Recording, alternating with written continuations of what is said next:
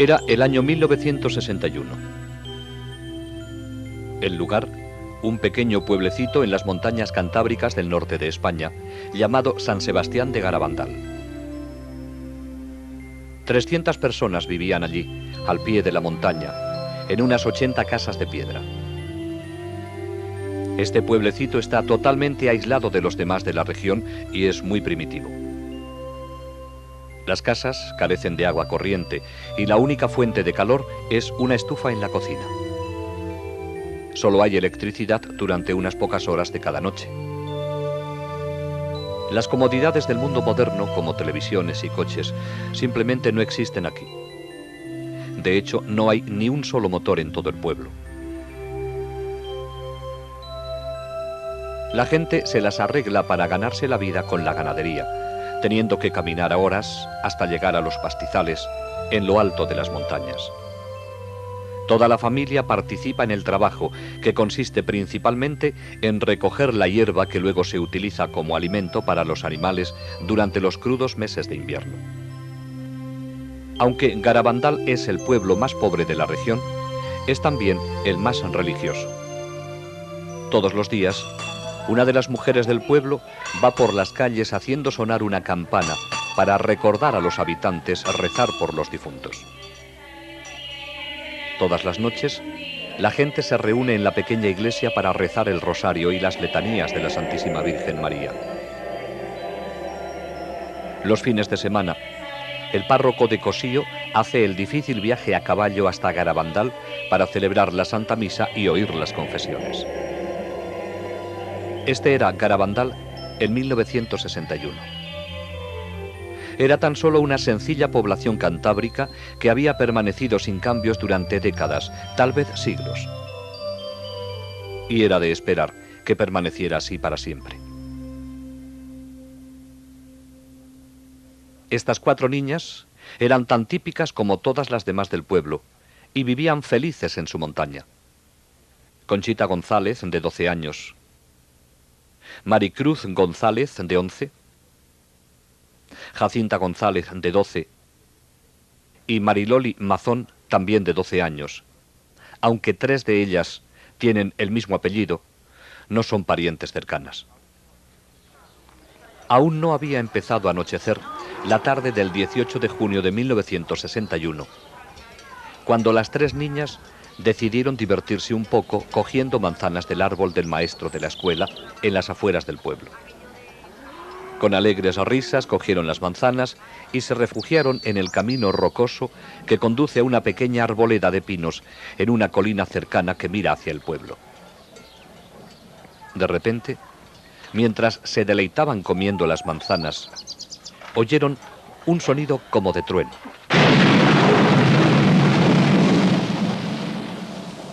Comenzaron entonces a sentirse mal por haberlas cogido sin permiso. De repente, Conchita echó la cabeza hacia atrás y sus ojos se quedaron mirando fijamente hacia arriba. Al verla así, las otras empezaron a gritar. Estaban a punto de correr a sus casas para avisar a sus madres cuando les ocurrió lo mismo a ellas. Un ángel, rodeado de una luz brillante, estaba ante ellas. Parecía un niño de 9 años, pero al mismo tiempo parecía estar dotado de una fuerza invencible.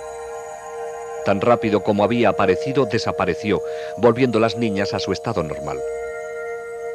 Temblando por la experiencia, las 4 corrieron a la iglesia del pueblo.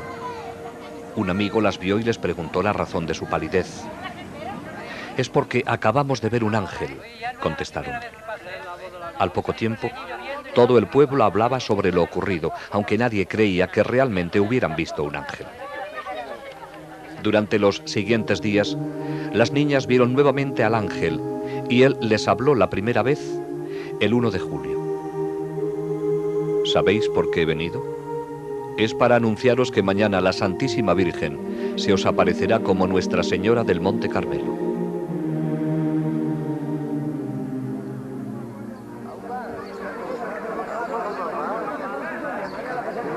Para entonces, la noticia de las apariciones se había extendido a los distritos vecinos y el día 2 de julio, una gran multitud esperaba la aparición de la Virgen María. Alrededor de las 6 de la tarde, las niñas se encontraban en el lugar acostumbrado de las apariciones cuando cayeron repentinamente de rodillas sobre las piedras. Dentro de una luz brillante, vieron a una hermosa mujer entre dos ángeles y en uno de ellos reconocieron al mismo que habían visto anteriormente. Más tarde, se enteraron de que era nada menos que San Miguel Arcángel. Arriba y hacia la derecha, vieron un gran ojo dentro de un triángulo que las niñas llamaron el Ojo de Dios. Las niñas hablaron con su visión, sin el menor temor.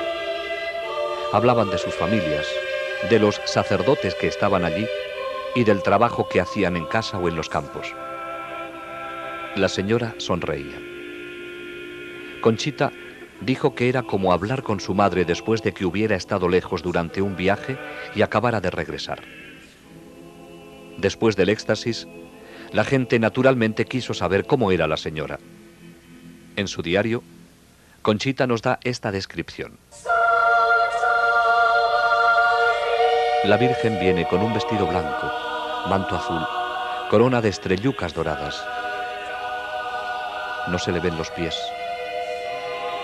Las manos estiradas con el escapulario en la derecha. El escapulario es marrón. El pelo largo, color castaño oscuro ondulado, la raya en medio, la cara alargada, la nariz alargada y fina, la boca muy bonita con los labios un poquito gruesos. El color de la cara es trigueño, más claro que el del ángel, diferente a la vez, muy bonita. Una voz muy rara, no sé explicarla. No hay ninguna mujer que se parezca a la Virgen, ni en la voz ni en nada.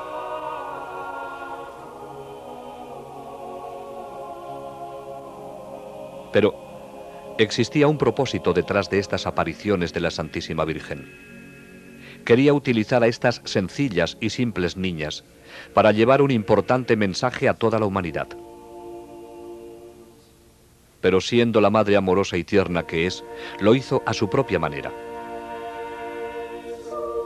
En su segunda visita vino con su pequeño niño en brazos, llenándose ellas de felicidad al ver al sonriente niño Jesús.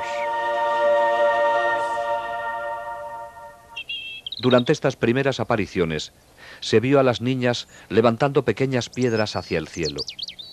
Dijeron luego que la Virgen las besaba, pero añadieron que prefería besar objetos religiosos.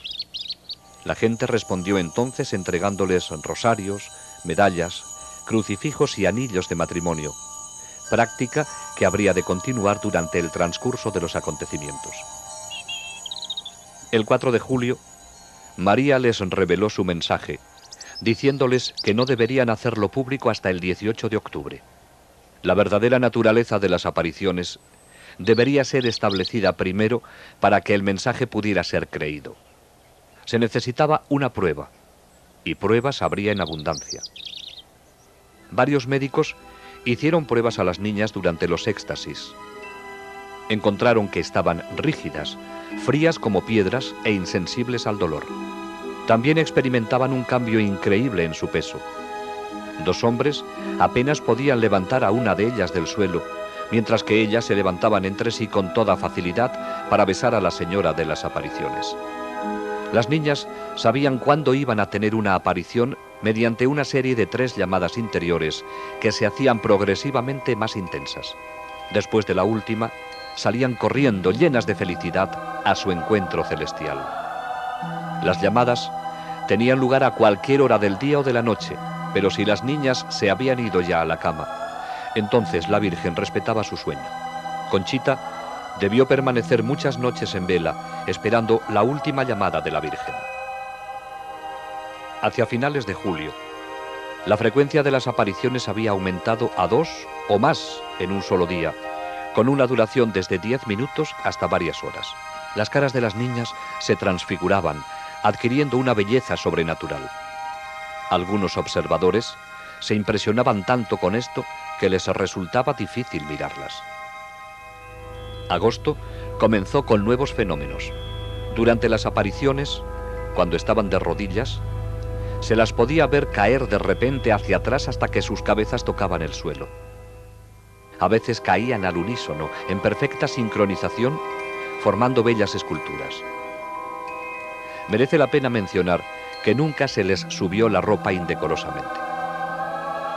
En ocasiones caían totalmente rectas hacia atrás, dando un fuerte golpe seco en el suelo que horrorizaba a los espectadores, pero nunca se hicieron daño, levantándose luego sin el apoyo de sus manos o brazos. Comenzaron entonces los éxtasis ambulatorios, hacia adelante o hacia atrás y a través del pueblo, durante los cuales mantenían los ojos fijos hacia arriba todo el tiempo. Véase cómo el pie de Mariloli evita cuidadosamente una piedra del camino. A veces se movían tan rápido que ni los más jóvenes del pueblo, corriendo a toda marcha, podían alcanzarlas. Al terminar la carrera, no estaban cansadas ni sudorosas y sus pulsos eran totalmente normales. Durante estas carreras extáticas solían detenerse instantáneamente, desafiando las leyes de la física, mientras que los que trataban de seguirlas pasaban junto a ellas incapaces de detenerse tan rápido. Las niñas siempre llevaban crucifijos en las manos y los ofrecían para ser venerados a aquellos que estaban a su alrededor. Nunca sabían quién besaba el crucifijo, ya que durante los éxtasis solo veían a su visión y a ellas mismas. Por orden de la Virgen, sostenían el crucifijo para que lo besase aquel que María deseara. En una ocasión, después del éxtasis, Conchita se enteró de que todos los que habían besado el crucifijo eran sacerdotes vestidos de seglares.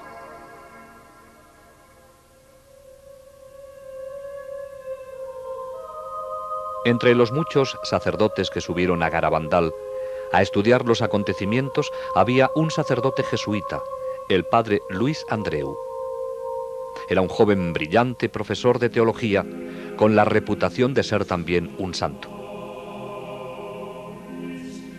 El padre Andreu estuvo muy escéptico durante su primera visita, pero después de estudiar muy de cerca a las niñas en éxtasis, se dio cuenta de que algo muy serio estaba ocurriendo allí. El 8 de agosto de 1961, el padre Andreu hizo otra visita al pueblo. Esa noche estaba entre la multitud de gente en Los Pinos, donde las visiones tenían lugar frecuentemente. De repente, su cara se puso tensa. Gruesas gotas de sudor se formaron sobre su frente y exclamó: ¡Milagro! ¡Milagro! ¡Milagro! ¡Milagro! A la mañana siguiente, en el camino a casa con unos amigos, dijo: «¿Qué regalo me ha dado la Virgen? Qué afortunados somos de tener una madre como ella en el cielo. Este es el día más feliz de mi vida».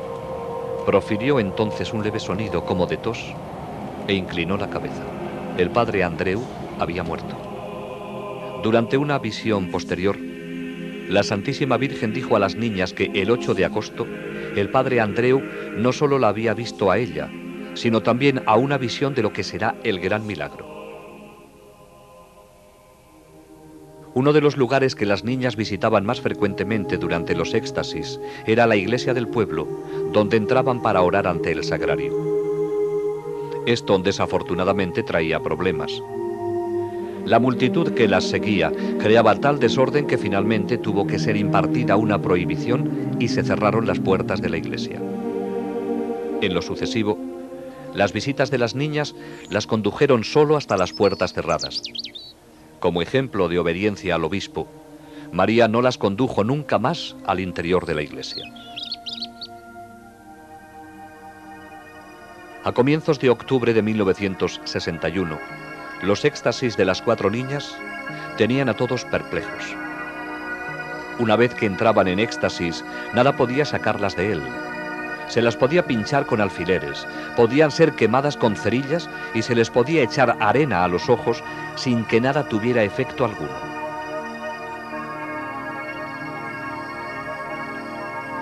Las poderosas luces de las cámaras, disparadas a corta distancia, no las hacían parpadear.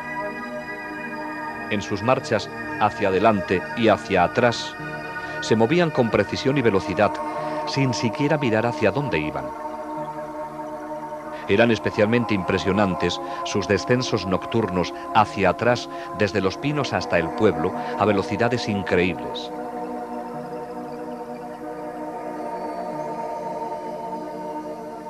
Las niñas devolvían los objetos religiosos a sus dueños sin equivocarse nunca, y lo hacían sin mirar a la persona o al objeto. Estos objetos eran generalmente apilados sobre una mesa en casa de una de ellas, cuando no estaban allí. En ocasiones, los rosarios y las medallas con cadena se enredaban. Pero esto no era problema. La niña en éxtasis cogía los objetos de la mesa y los levantaba hacia la aparición, separándolos luego con toda facilidad en sus manos. Entonces tomaba el objeto recién besado por María y con los ojos fijos en la visión todo el tiempo, pasaba a través de la multitud hasta encontrar a su dueño.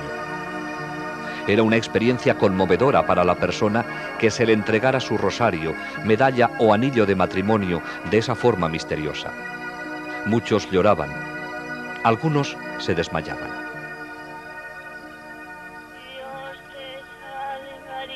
Durante los éxtasis, las niñas lloraban como nunca lo habían hecho antes. Oigamos una grabación original de dos niñas rezando el Ave María, mientras contemplaban a aquella persona a quien está dedicada esta antigua oración. Y bendito es el fruto de tu vientre, Jesús. Santa María, Madre de Dios, ruega por nosotros pecadores, ahora y en la hora de nuestra muerte. Amén. Cantaban himnos que no habían aprendido y con la ayuda de María componían canciones bellísimas. Oh Virgencita del Carmen, cuánto gusto nos has dado con aparecerte a nos con tu niño tan salado.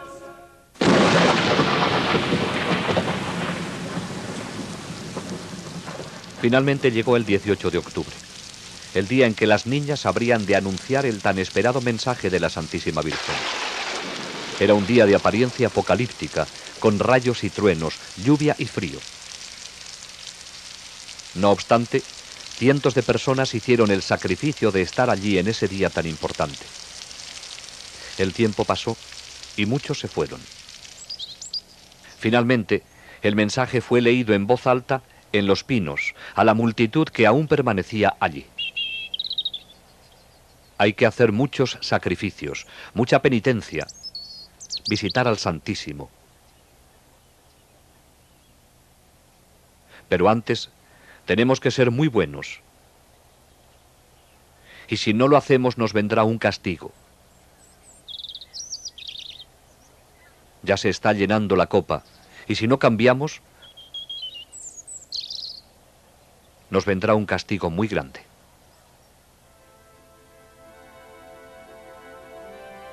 Muchos se alejaron decepcionados, habiendo esperado algo más.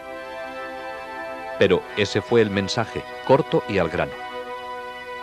La más amorosa de las madres acababa de decirles a sus hijos, en un lenguaje claro y sencillo, lo que deberían hacer para evitar un castigo de Dios que sobrepasaría cualquier cosa que el hombre pudiera concebir. Los éxtasis de las 4 niñas continuaron hasta entrados los meses de invierno. Las llamadas vendrían a cualquier hora, de día y de noche. La Santísima Virgen tomaba muy en serio lo que había dicho en su mensaje acerca de la penitencia y el sacrificio. Pero una vez que las niñas habían entrado en éxtasis, no sentían nada. Durante una copiosa nevada, grandes copos de nieve se acumularon sobre los brazos extendidos de Conchita, quien no se percató de ello. En otra ocasión, durante una granizada, no se le afectaron los golpes de granizo que recibió sobre los ojos abiertos. Las visitas de la Santísima Virgen y de San Miguel continuaron durante la primavera y el verano de 1962. San Miguel les traía la comunión invisible en aquellos días en que no había un sacerdote disponible para hacerlo. Les enseñó cómo hacerlo con respeto. Primero venía la preparación, luego la comunión y por último la acción de gracias. Pero los sacerdotes se mostraban escépticos acerca de estas comuniones invisibles. ¿Cómo podían ellas recibir la comunión de un ángel cuando solo un sacerdote tiene la potestad de consagrar? Las niñas se lo preguntaron al ángel, quien les contestó que él tomaba las hostias de los tabernáculos de la tierra. No existía un solo lugar en el mundo que pudiera compararse ni remotamente con Garabandal durante esa época. La Santísima Virgen parecía haberse apoderado del pueblo entero. Conducía a las niñas por todas y cada una de sus calles. En ocasiones cantaban el rosario mientras caminaban junto con las personas que las acompañaban. Todos los hogares fueron visitados. Cuando las niñas, durante un éxtasis, llegaban a una casa en la que había alguien enfermo en cama, se arrodillaban para rezar ofreciéndole el crucifijo. Al entrar en la casa de alguien que hubiese enviudado, recitaban oraciones delante de la foto del difunto o hacían la señal de la cruz sobre la cama vacía. También iban al cementerio, donde extendían el crucifijo a través de las barras de la reja de entrada. Acontecimientos de la mayor importancia se estaban desarrollando en esta pequeña población española. Aunque nadie se dio cuenta en ese momento, la Santísima Virgen María nos estaba preparando para la tormenta que estaba a punto de desencadenarse sobre la Iglesia. Ella había venido personalmente para reafirmar todas las verdades y enseñanzas de la Iglesia. Todo cuanto María hizo con las niñas estaba infundido de profundo significado para todos los cristianos. Durante los éxtasis, oraban en las más variadas posiciones, de rodillas, de pie, sentadas, caminando o acostadas. La Virgen nos estaba recordando que podemos estar siempre con Dios y con ella, sin importar dónde estemos ni lo que estemos haciendo. Nuestro Señor y nuestra Madre del Cielo quieren formar parte de todo cuanto hacemos, tanto si estamos en casa, en nuestro trabajo o conduciendo un coche. Cuando los taxis que traían a la gente a Garabandal aparcaban en el pueblo, las niñas en éxtasis se acercaban y trazaban la señal de la cruz sobre el parabrisas con los crucifijos. Nada era insignificante para la Virgen. Se interesa hasta por nuestras vacas, dijo una vez Mariloli después de un éxtasis. María nos enseñó a través de las niñas cómo debemos actuar con nuestros vecinos. Si una de las niñas perdía un zapato durante las caminatas por el escabroso terreno, la Virgen le pedía a otra que se lo pusiese. A veces, las niñas se separaban mientras iban en éxtasis por el pueblo. Al encontrarse de nuevo en otro lugar, se abrazaban todavía en éxtasis. Siempre que caminaban juntas en éxtasis, lo hacían tomadas de la mano o del brazo.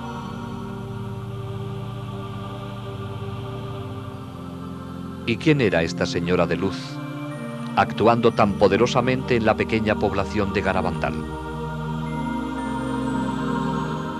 Aquellos que nunca lo entendieron claramente han debido tan solo fijar su mirada en la figura sobre la cruz que ella les ordenaba ofrecer a los presentes. Ella era la Madre de Cristo con un solo deseo: llevarnos a todos hacia su Hijo Jesús, el Salvador de la humanidad. ¿Es María la madre solo de los católicos? En una ocasión, un protestante se acercó a Conchita. Quería saber si podría besar el crucifijo la próxima vez que ella lo ofreciera para ser venerado durante un éxtasis. Conchita, que había sido educada en un ambiente totalmente católico, se lo preguntó con preocupación a la Virgen durante la siguiente aparición.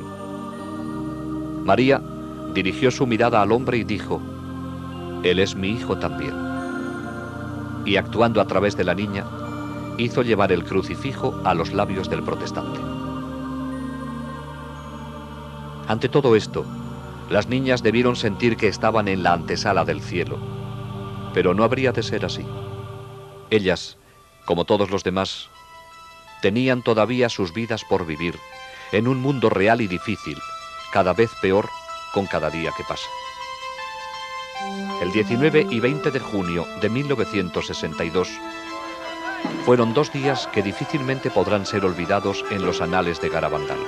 Durante un éxtasis se oyó gritar de terror a las niñas. Se había levantado el velo, permitiéndoseles dar una mirada a los acontecimientos del futuro. Vieron confusión por todas partes y a la Iglesia perseguida en un mundo dominado por el comunismo. En el momento en que las cosas eran peores, se les dijo que Dios enviará un aviso sobrenatural que será sentido por todas las personas de la tierra. Entonces, a pesar de hallarse en la presencia de la Santísima Virgen, se sintieron sobrecogidas de terror al ver escenas del futuro castigo que será enviado por Dios si el mundo no cambia después del aviso y el milagro. A pesar de que, a petición de la Santísima Virgen, las personas que estaban allí, casi todo el pueblo, habían permanecido a alguna distancia de las niñas, se sintieron tan sobrecogidos por los gritos y las expresiones de las niñas que al día siguiente el pueblo entero confesó y comulgó.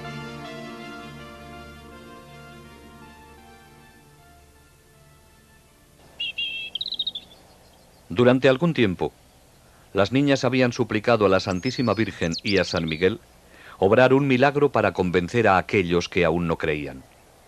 Finalmente, San Miguel dijo a Conchita que, en un día específico, según lo había determinado la Virgen, la comunión invisible que ella recibía se volvería visible sobre su lengua. Conchita lo llamó alegremente milagruco, ya que ella pensaba que la hostia que recibía era siempre visible. Varios centenares de personas se encontraban en el pueblo cuando, finalmente, llegó el día anunciado por Conchita con 15 días de anticipación. Pero la espera fue larga y cansada. Muchos se descorazonaron y se fueron. Entonces, alrededor de la 1:30 de la madrugada del 19 de julio, Conchita salió de su casa en éxtasis, dio la vuelta a la esquina y, con la multitud apretándose contra ella, cayó de rodillas en una calle vecina. Conchita sacó entonces la lengua.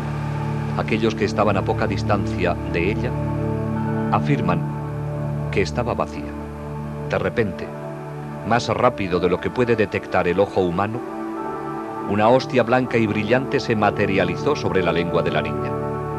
Un hombre de negocios de Barcelona, con una cámara de cine prestada y sin más iluminación que la que le prestaba una linterna de pilas, rodó algunas escenas mostrando la hostia sobre su lengua. Era este un milagro anunciado con anterioridad y registrado en una película que servía de prueba de la autenticidad de los acontecimientos de Garabandal.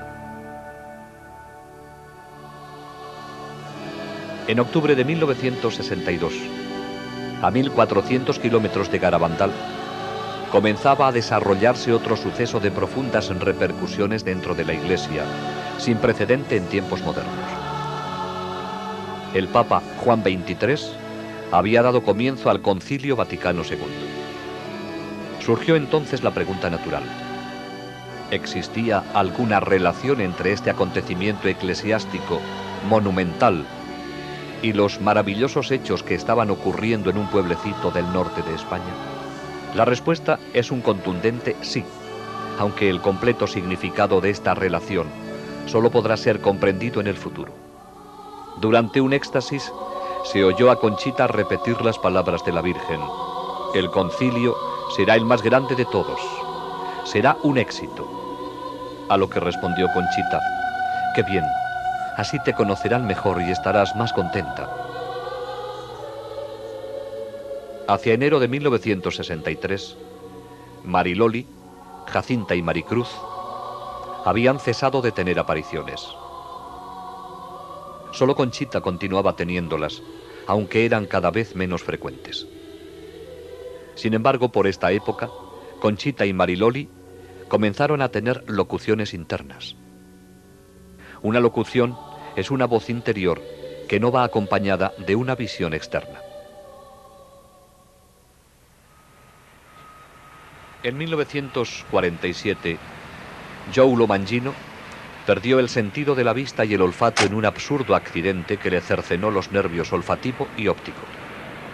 Después de un largo periodo de tiempo, logró surgir en 1961 como un exitoso hombre de negocios, aunque agotado por el exceso de trabajo. Su médico le sugirió que se tomara unas vacaciones en Europa. Así que salió de casa en Lindenhurst, Nueva York, para visitar a su tío en el sur de Italia.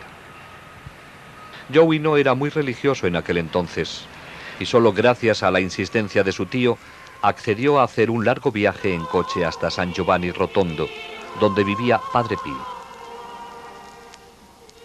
Este fraile franciscano, con las llagas de Cristo en sus manos, pies y en el costado, era considerado como un santo viviente. Joey no había previsto ningún encuentro personal con él. Sin embargo, al terminar la misa, se encontró en una habitación con otras personas esperando la bendición del Padre cuando pasara por allí. Al entrar el Padre Pío en la habitación, Joey se arrodilló para recibir su bendición. De repente, oí a la gente arrodillarse sin saber lo que pasaba. Padre Pío colocó sus brazos sobre mí y me besó en la frente. Me dijo: Joey, estoy muy contento de verte. Mi tío me dijo luego que era Padre Pío quien me había abrazado. Yo no sabía qué decir, porque nadie sabía que yo iría allí a verle, ni siquiera yo mismo. Joey quedó profundamente impresionado y 2 años más tarde regresó a San Giovanni. Esta vez decidió confesarse con Padre Pío. Fui al confesionario en que estaba el Padre Pío y me arrodillé en el reclinatorio con el Padre Pío sentado frente a mí. Me tomó la mano, así. Yo estaba asombrado pensando en los confesionarios americanos con paneles. Entonces, estando de rodillas, con mis manos entre las del Padre Pío, me dijo en italiano: Joey, confiésate. Y para ser franco, estaba entristecido porque no estaba llevando una vida adecuada. Me quedé atónito. No supe qué decir. Entonces, el Padre Pío me tomó la mano, así, y me dijo: confiésate. Pero de nuevo encontré muy difícil hablarle. Entonces, en perfecto inglés me dijo: Joey, ¿recuerdas cuando estuviste en un bar con una mujer llamada Bárbara? ¿Recuerdas los pecados que cometiste?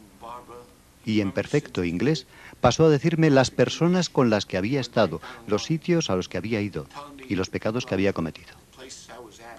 Naturalmente, estaba sudando, pero Dios me concedió la gracia de entender que si tenía que soportar todo aquello para volver a ser feliz, merecía la pena.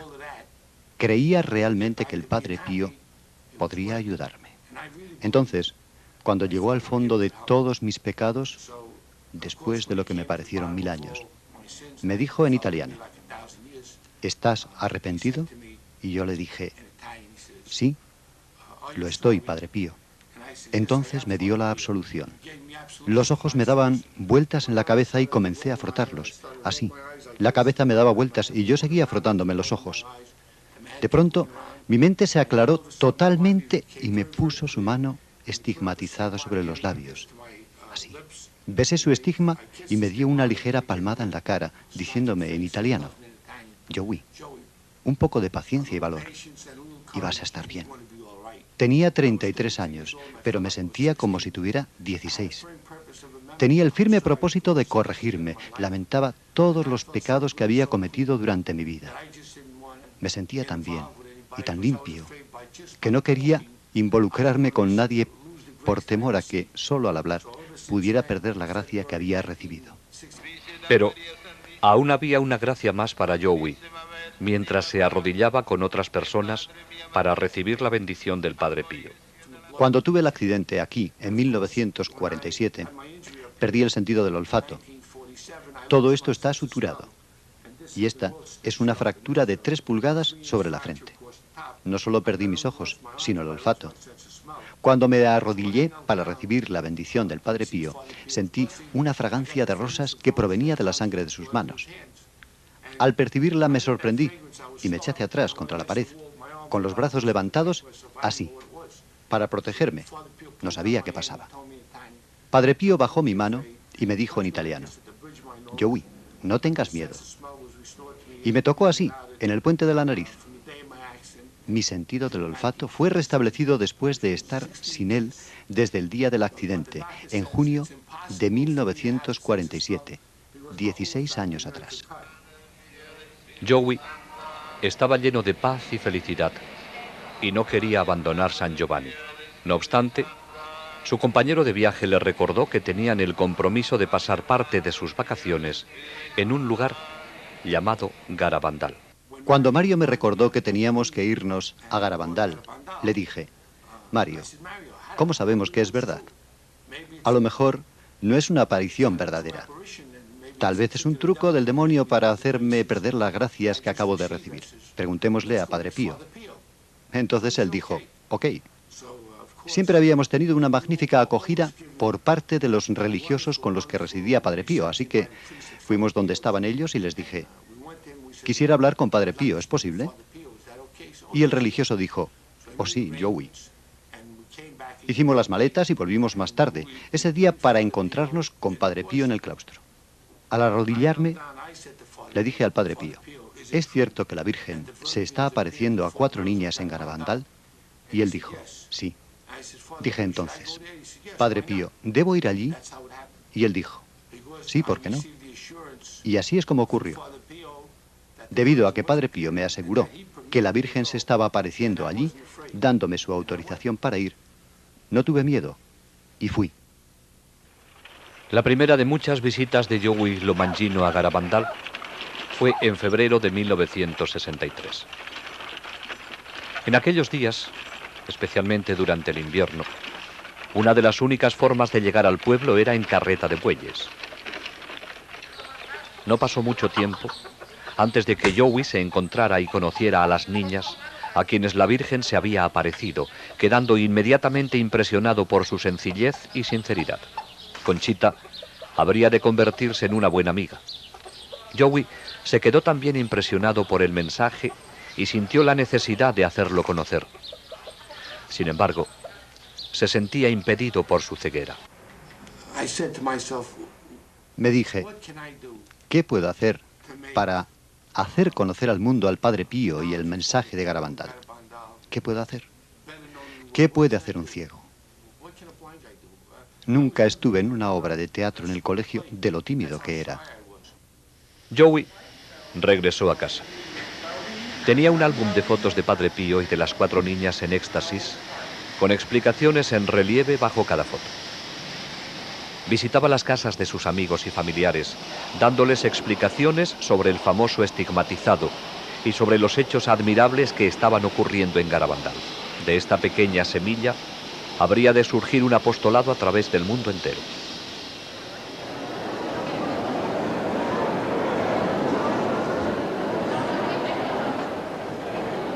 A comienzos de junio de 1963, Conchita asombró a todos con la profecía de que, después del Papa Juan XXIII, habría solo 3 papas más, y que entonces vendría el fin de los tiempos, aunque no el fin del mundo. El 19 de marzo de 1964, día de la fiesta de San José, Conchita tuvo una locución en Los Pinos durante la cual la Virgen le dijo que el día del gran milagro, Joey Lomangino recuperaría la vista para siempre. El 18 de julio de 1964, Conchita tuvo otra locución, en la cual le fue dicho que al día siguiente del gran milagro, el cuerpo del padre Luis Andreu sería encontrado incorrupto en su tumba. Enero de 1965. Comenzó para Conchita con un éxtasis de 2 horas en Los Pinos, durante el cual la Virgen le reveló la naturaleza del aviso que será enviado por Dios para purificar al mundo en anticipación al gran milagro que le seguiría. También le dijo que, debido a que el mundo no había respondido a su primer mensaje, por intercesión de San Miguel, daría un segundo y último mensaje el día 18 de junio de 1965. Miremos ahora Los grandes acontecimientos profetizados en Garabandal. Primero vendrá el aviso. Será visto en el cielo y luego sentido interiormente por todos en la tierra. Nadie escapará a él. En algún momento, en un futuro no muy distante, cuando el mundo se encuentre en medio del caos, todo se suspenderá. Durante ese momento, todos verán el mal que han hecho y el bien que han dejado de hacer. Será muy doloroso. La gente preferiría morir antes que soportarlo. Pero no causará daño físico. Si alguien muriese, sería solo como resultado del shock recibido. El aviso servirá de purificación para corregir la conciencia del mundo y prepararlo para el gran milagro. El milagro tendrá lugar en los 9 Pinos. Ocurrirá un jueves a las 8:30 de la noche, entre el 8 y el 16 de marzo, abril o mayo. Conchita conoce la fecha y la anunciará al mundo con 8 días de anticipación. Será el día de un mártir de la Eucaristía y coincidirá con un gran acontecimiento de la Iglesia. Todos aquellos que estén en el pueblo o sus alrededores lo verán. Los enfermos que estén presentes se curarán. Los pecadores se convertirán y los incrédulos creerán. Como resultado del milagro, Rusia se convertirá. Después del milagro, quedará una señal sobrenatural visible y permanente que perdurará hasta el final de los tiempos.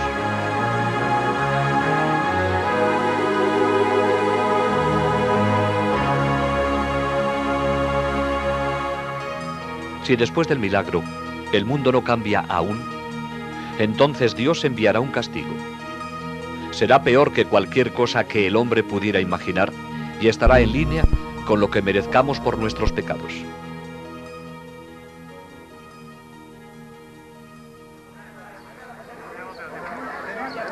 El 18 de junio de 1965, miles de personas llenaron la pequeña población de Garabandal para presenciar el éxtasis de Conchita y oír el segundo y último mensaje de la Virgen.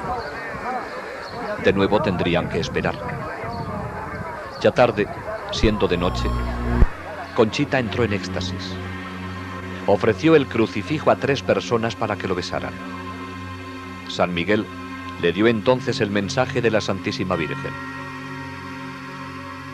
Como no se ha cumplido y no se ha hecho conocer al mundo mi mensaje del 18 de octubre, os diré que este es el último. Antes, la copa se estaba llenando. Ahora está rebosando. Muchos cardenales, obispos y sacerdotes van por el camino de la perdición, y con ellos llevan a muchas más almas. A la Eucaristía cada vez se le da menos importancia. Debemos evitar la ira de Dios sobre nosotros con nuestros esfuerzos. Si le pedís perdón con vuestras almas sinceras, Él os perdonará. Yo, vuestra madre, por intercesión del arcángel San Miguel, os quiero decir que os enmendéis.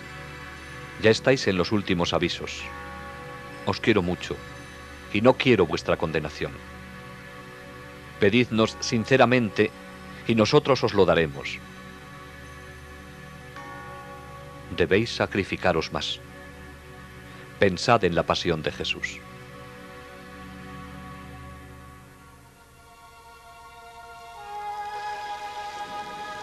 El 13 de noviembre de 1965 fue un día de alegría y tristeza a la vez para Conchita.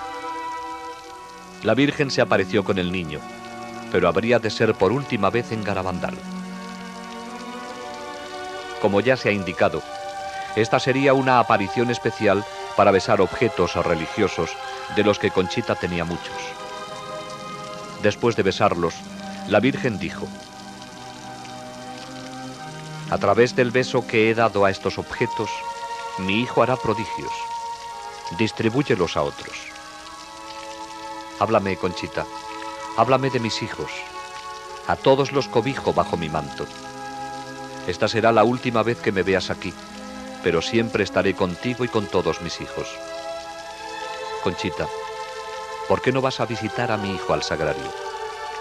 Él te espera día y noche. Conchita le dijo, soy tan feliz cuando los veo. ¿Por qué no me llevas contigo al cielo ya? A lo cual ella respondió, ¿recuerdas lo que te dije el día de tu santo? Cuando te presentes ante Dios, tus manos deberán estar llenas de buenas obras, hechas para tus hermanos y para su gloria. En este momento, tus manos están vacías.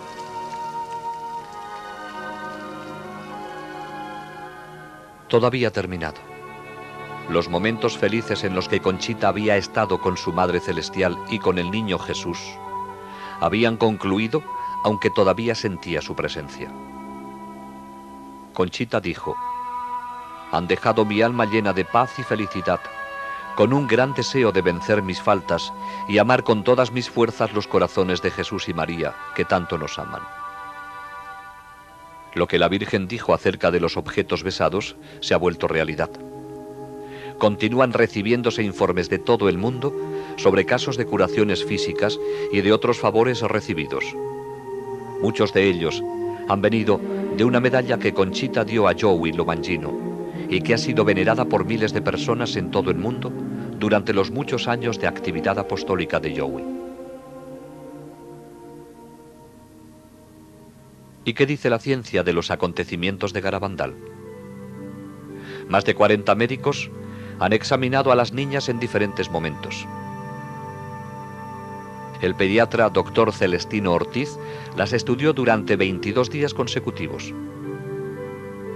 Fuera de los éxtasis las encontró normales y equilibradas. Sobre sus éxtasis dijo, permanecer en silencio sería una auténtica cobardía científica.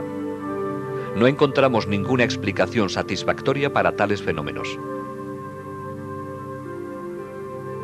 El doctor Ricardo Ponsernó era un neuropsiquiatra de reconocimiento internacional, en el clímax de su carrera. Efectuó los más exhaustivos exámenes a las niñas en un período de 12 días. Sus conclusiones: la cantidad y calidad de los fenómenos excluyen cualquier explicación natural. Dijo, desde un punto de vista estrictamente científico, no se puede negar la posibilidad de un origen sobrenatural en todos estos fenómenos. Otro eminente psiquiatra, conectado a los acontecimientos, es el doctor Luis Morales. En 1961 tenía su propia clínica en Santander, donde el obispo le nombró jefe de la comisión creada para estudiar las apariciones. En ese momento, él no creía en el origen sobrenatural de estas. Más tarde, el mismo doctor Morales sorprendió al cambiar su opinión original. El 30 de mayo de 1983, con autorización del obispo de Santander, dio una conferencia pública en el salón de actos más grande de Santander. Durante la misma, expuso ante la multitud las razones por las cuales estaba convencido de que las apariciones de Garabandal eran dignas de crédito.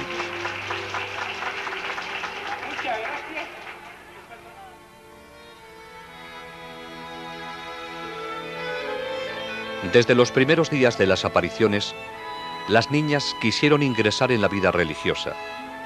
Sin embargo, esto no ocurriría.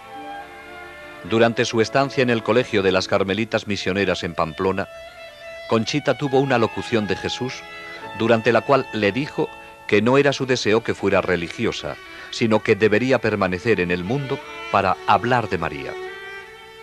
Hoy día, las 4 videntes se han casado. Conchita, Jacinta y Mariloli se casaron con norteamericanos y viven en Estados Unidos. Maricruz permaneció en España y en 1971 se casó con Ignacio Caballero. Viven en Avilés y tienen 4 hijos. Conchita se casó en 1973 con Patrick Kina de Nueva York, donde viven con sus 4 hijos. Mariloli se casó en 1974 con Francis Lafleur, de Massachusetts. Tienen 3 hijos.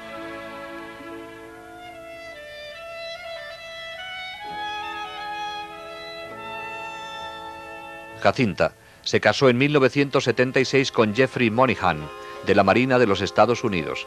Tienen una hija.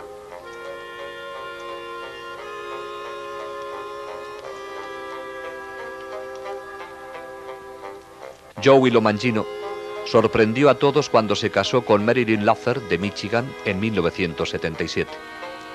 Joey continúa su labor de apostolado en Nueva York como esposo y padre de 2 hijos, Joseph y John.